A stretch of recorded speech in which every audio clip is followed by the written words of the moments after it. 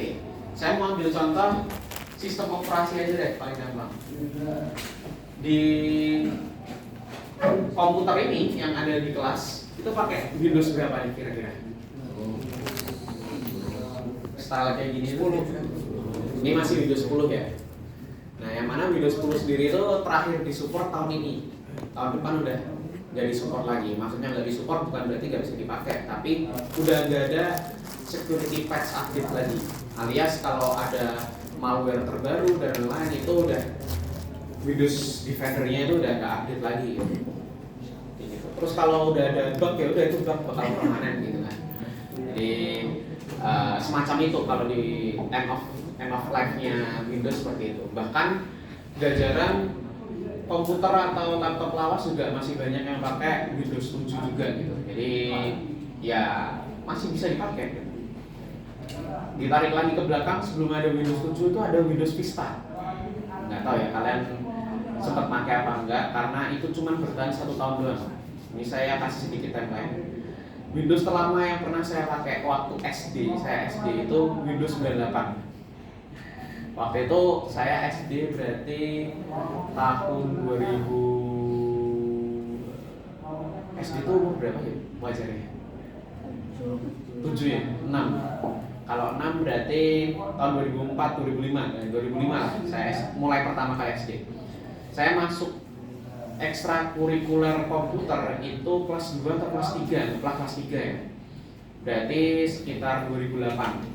Itu komputer di SD saya itu masih pakai Windows 98. Jadi kan udah 10 tahun yang lalu.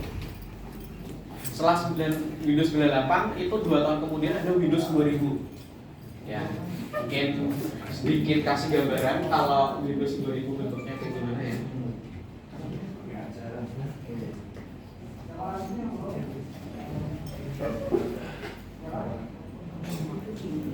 Nah, Windows 2000 itu bentuknya kayak gini nih.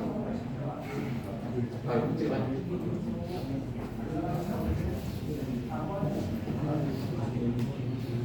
Bahkan screenshotannya aja ngeblur. Jadi desainnya itu masih desain kotak-kotak kayak gini dan sangat fungsional sekali. Jadi mengedepankan fungsionalitas. Tapi tetap di belakangnya bakalan ada user experience, user interface dan lain-lain. Kemudian 2000 sekitar 3 tahun kemudian 2003 keluar Windows XP. Windows XP ini cukup populer, bisa bertahan sampai 10 tahun. Oke, terus habis itu 5 tahun kemudian di tahun 2008 itu keluar Windows Vista. Itu cuma setahun, 2009-nya ada Windows 7. Jadi Windows Vista itu kenapa kok umurnya cuma 1 tahun doang? Karena dianggap gagal.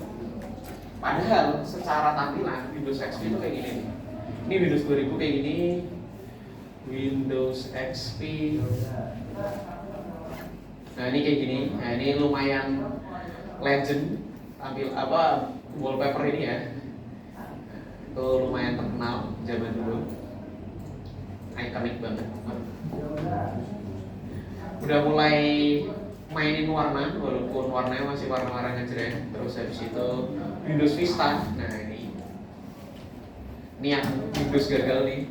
Nah secara tampilan UI itu jauh lebih bagus daripada Windows XP loh.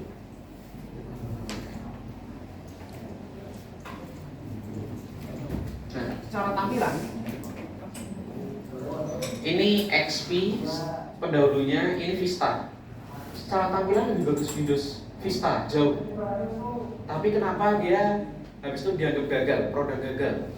Si Microsoft bukannya untung malah rugi gitu jualan Windows Vista. Setahun kemudian dilanjut Windows 7.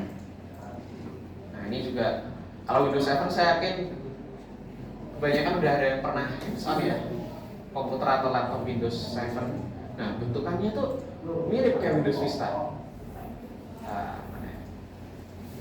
Ini klik dulu, baru ini open image internet. Nah, secara user interface, elemen-elemennya itu mirip kayak Windows Vista. Tapi apa yang membuat Windows Vista itu banyak dihujat, sedangkan Windows 7 itu banyak dipuji. User experience-nya teman-teman. Windows Vista itu punya banyak widget, punya banyak, dulu itu namanya screen saver ya, kalau komputer ditinggal idle 5 menit terus ada animasinya gitu. Tapi animasi dan widget-widgetnya itu justru yang bikin resource-nya itu nggak optimize. Orang jadi ribet makanya. Ya. Habis itu kursornya tuh bisa didesain ada ekornya, ada ya zaman dulu itu hal yang keren ya, custom kursornya biar ada animasinya kayak gantungan kunci kayak gitu. Pokoknya kalau sekarang justru ya kursor ya udah kursor aja gitu. Nggak ada orang yang kepikiran bikin kursornya jadi bentuk kayak tangan. Dulu Windows Vista kelebihannya di situ tuh. Habis itu live wallpaper. Live wallpaper itu baru mulai ngetrend Windows Vista. Tapi ya itu tadi bikin lemot dan lain-lain. Belum optimize. Akhirnya dihujat, terus rugi Microsoft. Nggak nyampe setahun dia ngerilis Windows 7 yang mana ini emang udah optimize. Terutama ini Windows 7 ini sangat populer, bahkan cukup populer, bahkan penerusnya Windows 8.0 itu juga dianggap gagal. 8.0 itu keluar 5 tahun setelah Windows 7, berarti sekitar 2013. Setahun kemudian diupdate 8.1, Windows 8.1. Karena Windows 8 itu cukup apa bahasanya, ekstrim ya perubahannya.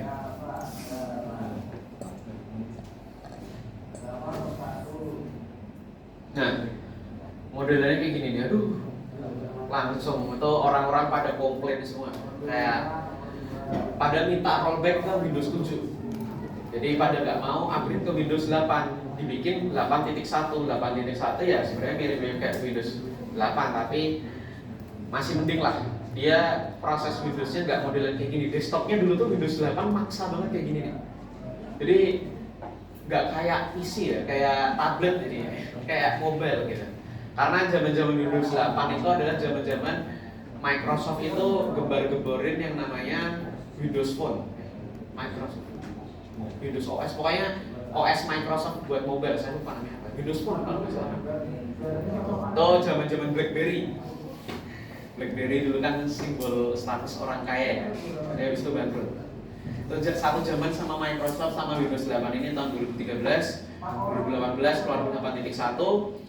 Habis itu sekitar 5 tahun kemudian, nggak nyampe sih, 2015 keluar Windows 10. Jadi Windows 10 ini sekarang umurnya udah 10 tahun.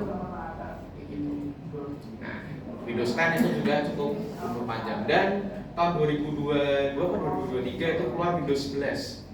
Walaupun Windows 10 sampai sekarang masih disupport juga.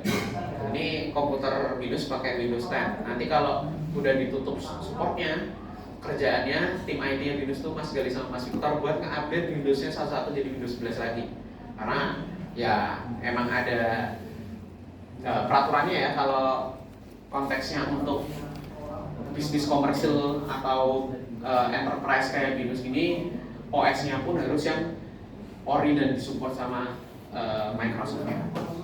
Nah, poin saya cerita panjang lebar tentang Windows itu, ngapain sih Windows tuh nge-update produknya mereka kalau secara fungsionalitas tuh dari Windows 7 aja deh. Windows 7 itu udah bagus gitu loh. Ngapain harus ada Windows 8, 8.1, Windows 10? Kalau Windows 7 aja itu masih laku, ngapain mereka harus berinovasi?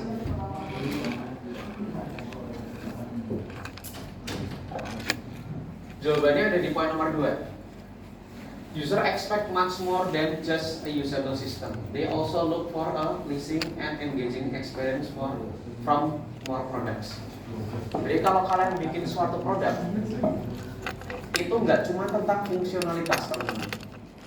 Kalian mau bisnis makanan, jualan kerupuk, itu nggak sekedar kayak yang penting kerupuknya enak, tapi kenyataannya kemasan tuh berpengaruh, cara bukanya itu berpengaruh. Kemasannya desainnya bagus, tapi bukanya itu bikin tangan lecet, harus digigit dulu, harus pakai gunting, ribet. Atau kemasannya itu ada sealernya, yang mana itu memang costnya lebih mahal juga ya, tapi ukurannya gede, ada silennya, jadi kalau emang mau ngemil sekitar buat 5 menit doang, habis itu dilanjut nanti sore gitu masih bisa lagi tanpa harus pakai apalah itu penjepit apalah, harus di staples lah. Nah, yang dicari adalah user experience-nya, tampilannya juga ngaruh gitu, nggak cuma fungsionalitasnya doang. Dan ini nggak cuma berlaku buat operating system, produk apapun juga kayak gitu. Kemudian apa yang perlu dievaluasi? Oke, sebenarnya ini case by case, nggak bisa kita pukul rata. Kalau kita ngomongin kerupuk ya dievaluasi kerenyahannya, habis itu gurihnya, habis itu porsinya, harganya, itu yang dievaluasi. Kalau konteksnya web browser, developer web browser tuh yang terkenal biasanya ya, pertama web browser tuh mostly kebanyakan based on Chromium ya, bukan Google Chrome ya. Google Chrome itu ya based on Chromium juga, tapi Microsoft Edge, habis itu Opera,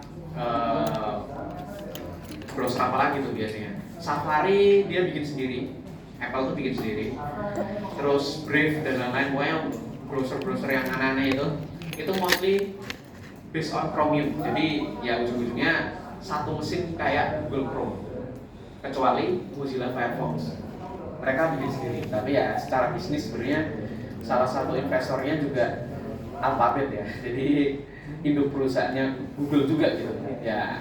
Jadi kalian mau pakai browser apapun itu sebenarnya based on Chromium, kecuali beberapa, tapi itu minoritas. Nah, Firefox ada update-nya, Microsoft Edge ada update-nya, Google Chrome ada update-nya, tapi sebenarnya apa sih yang membuat mereka tuh merasa update-nya itu udah pantas buat dirilis, buat di-launch? Salah satu yang paling penting yang bakal dites di browser itu adalah seberapa cepat user itu ngeload suatu laman. Katakanlah user buka YouTube di Firefox versi tahun 2022. Ketika 2023 ada update besar. Nah, yang dites salah satunya ketika Firefox itu versi lama ngebuka YouTube, butuh waktu sekitar 5 detik supaya the whole YouTube page is loaded, dibanding sama 2023 yang bisa berjalan lebih cepat, sekitar 4,5 detik udah bisa keload secara utuh dengan koneksi yang sama. Nah, itu yang dicari seperti itu, yang dievaluasi seperti itu. Jangan sampai nambah fitur dan lain-lain tapi malah makin lambat ya, walaupun kenyataannya juga nggak jarang kayak gitu. Tapi ya tentunya ada takarannya ya. Apakah lemotnya itu bisa dikejar sama hardware yang eksis pada tahun itu? Nah, itu sangat kompleks pertimbangannya teman-teman. Kalian katakanlah menggunakan hardware tahun 2010 walaupun pakai browser paling enteng pun di tahun 2025 ya tetap bakal kerasa lemot banget, karena 2010 itu zaman-zaman AMD itu belum ngeluarin Ryzen, masih Athlon, AMD FX, AMD A berapa lah itu. Nah, itu masih terkenal kalau prosesor tuh ya Intel, kalau AMD ya berasa jadi kayak ini ya penghangat ruangan gitu ya, karena saking panasnya gitu. Itu masih zaman-zaman masa kelamnya AMD gitu. Nah, kan nggak bisa dibandingin sama sekarang, justru malah orang lebih prefer Ryzen ya daripada prosesor Intel. Jadi tergantung produk yang kalian bikin teman-teman.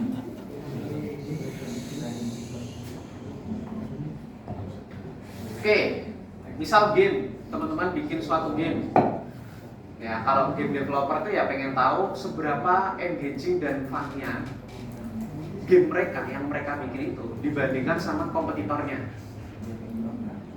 Sekarang tuh yang lagi rame kalau first person shooter itu Delta Force.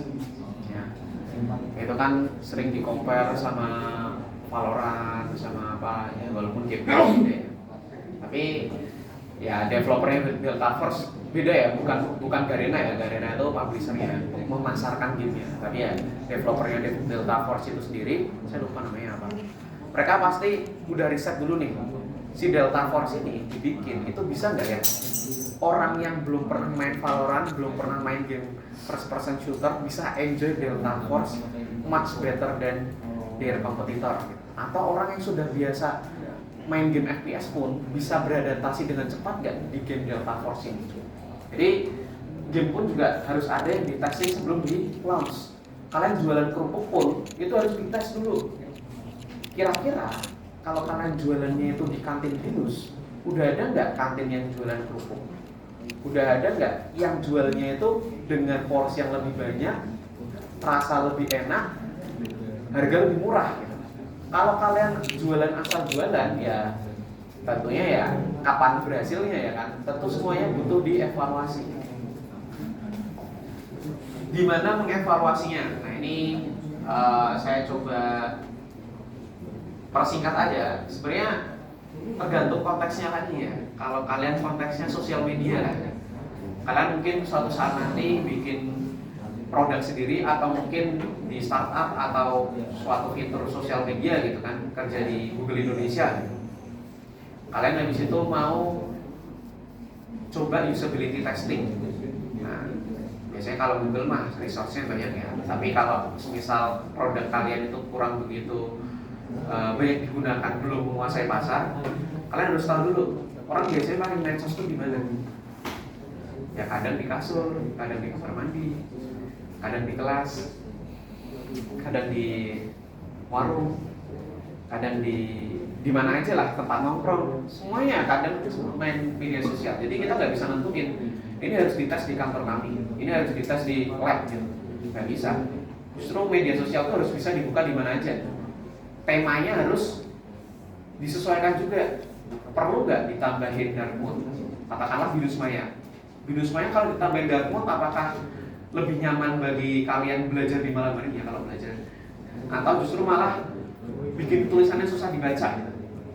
Nah itu juga perlu dipertimbangkan. Di mananya? Karena orang biasanya buka Binus Maya itu di mana sih? Cuman di HP doang ketika mau kelas, atau kalaupun selain ya mungkin kalau buka di laptop pun ya kalau pas mau ujian kali ya buat belajar. Ya GSLC buat bikin GSLC. Kapan dievaluate-nya? Ya ini bisa ya tergantung lagi. Ya ini hal-hal yang niche ya. Cuman saya mau nge-highlight di sini ada 2 jenis evaluation teman-teman berdasarkan kapan evaluasi itu dilakukan. Yang pertama ada formatif, yang kedua ada summative. Formatif itu sebelum produk atau fitur barunya itu di launching. Kalau summative itu ketika sudah di launching baru kita lihat reviewnya seperti apa. Simple. Tipe evaluasi ada 3, control, natural, sama any settings not directly involving user. Saya bahas yang ketiga dulu. Gampang ini pakai konsultan, orang yang paham di bidangnya. Kalau kalian jualan kerupuk ya berarti ya mungkin agak lebih sih, tapi mungkin kalian ambil satu sesi bersama suatu juru masak gitu, atau chef gitu, orang yang memang ahli di bidang kuliner. Kira-kira kalau jualan kerupuk kayak ini itu bakal laku apa enggak? Apakah kebanyakan micinnya? Micin kan nggak bisa terlalu banyak juga ya. Nggak semua orang itu ya walaupun banyak yang suka micin, tapi nggak semua orang tuh suka terlalu banyak micin gitu. Kadang ada yang sampai batuk-batuk gitu karena kebanyakan micin. Ada yang saking sukanya sampai digaduin micinnya, nggak ada. Kemudian yang 1 sama 2, control sama natural setting. Mudahnya gini, kontrol itu kalau kita ngomongin aplikasi e-commerce saja, kalian mau nambah fitur pembayaran di e-commerce, pembayarannya selama ini belum bisa pakai. Misal kalau belum bisa pakai kris, habis itu mau nambah fitur bisa bayar pakai kris. Jadi dia nge-generate QR, habis itu di HP-nya di screenshot, masuk ke m-banking buat nge-scan screenshotan yang dari e-commerce tadi. Nah kalau control setting, usernya apa ya bahasanya, si narasumbernya itu cuma dikasih boleh fitur itu doang, cuman boleh nyobain fitur itu doang. Tentunya aplikasinya kalau konteksnya formatif ya aplikasi terpisah yang versi betanya. Kalau summative ya udah itu kondisi udah dilepas mah agak susah. Nah, kalau natural itu kita nggak bisa atur, dia harus pakai fitur kris itu apa enggak, suka-suka dia lah. Mau bayar pakai kris bisa, mau bayar pakai GoPay bisa, mau bayar pakai e-wallet lainnya juga suka-suka dia gitu. Nah, bedanya natural sama kontrol, kalau kontrol itu ya terkendali ya. Jadi kita cuma pengen lihat orang ini pakai fitur ini doang. Kalau kontrol, kita kasih aja, terserah dia mau pakai fitur apa aja, nanti kita tanyain reviewnya seperti apa. Makanan pun juga gitu. Kalau orangnya suka pedas, kita kasih yang nggak pedas supaya ini yang nggak pedas itu masih bisa dinikmati sama orang yang kecanduan rasa pedas nggak gitu. Kita kontrol kayak. Tapi kalau kita bikin natural setting ya, kita nggak sediain banyak, silakan ambil sesukanya, nanti kasih reviewnya aja. Walaupun ujung-ujungnya ada produk varian yang nggak diambil sama sekali ya, namanya juga natural, berarti kan suka-suka usernya seperti apa.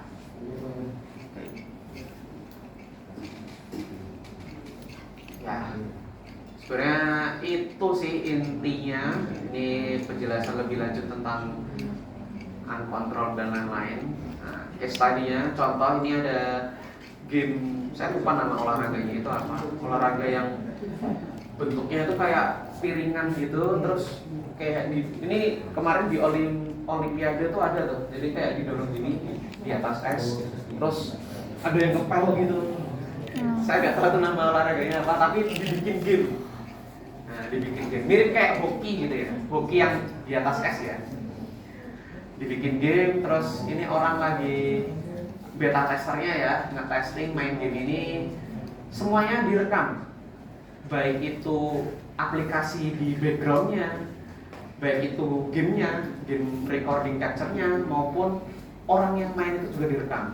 Ngapain orangnya ikut direkam? Ketika orangnya itu menunjukkan ekspresi yang misalnya seneng, bete, biasa aja, bosan, itu kita bisa tahu dia tuh kaget, dia itu apa ya berarti amazed itu ketika pas apa. Oh misal pas loading screen mukanya kelihatan bosan gitu, nah, kita bisa langsung evaluate kenapa nih loading screennya kurang menarik kah, bisa dipercepat nggak bisa pak, ini butuh nge-render aset ini. Ya udah kalau gitu di loading screennya ditampilin apa gitu supaya ada bacaannya, supaya ada yang ditonton sembari menunggu gamenya itu loading. Nah, dan lain-lain itu fungsinya evaluation ya. Nah ini kalau dibikin bentuk laporan, ketika melawan AI, ya lawan komputer sama lawan temennya sendiri, hasil surveinya seperti apa? Apakah boring, challenging, easy, engaging, exciting, frustrating, fun? Itu nilainya berapa buat masing-masing emosinya? Di rata-rata sama ada standar deviasinya. Tahu ya standar deviasi? Semester 1 udah diajarin kan? Siapa basic start dosennya? Abang? Oke. Ya, kalau belum tahu standar deviasi ya bisa dicari tahu sendiri. Tapi saya yakin bisa lah, pasti udah pernah diajarin standar deviasi itu apa. Oke, jadi dibandingin ketika lawan komputer sama lawan manusia. Kenapa kok dibandingin ya? Ketika nilainya itu jauh berbeda, kita bisa analisis di situ. Yang beda itu apa? Yang lebih tinggi nilainya lawan komputer apa, yang lawan manusia apa? Mungkin bisa jadi AI-nya itu terlalu mudah, jadi malah ngebosenin. Bisa jadi kalau anger-nya yang naik gitu ya, frustration-nya yang naik, berarti AI-nya terlalu sulit. Kalau boring yang naik berarti ya terlalu mudah dan lain-lain. Itu kan bisa kita analisis hasil evaluasinya gitu.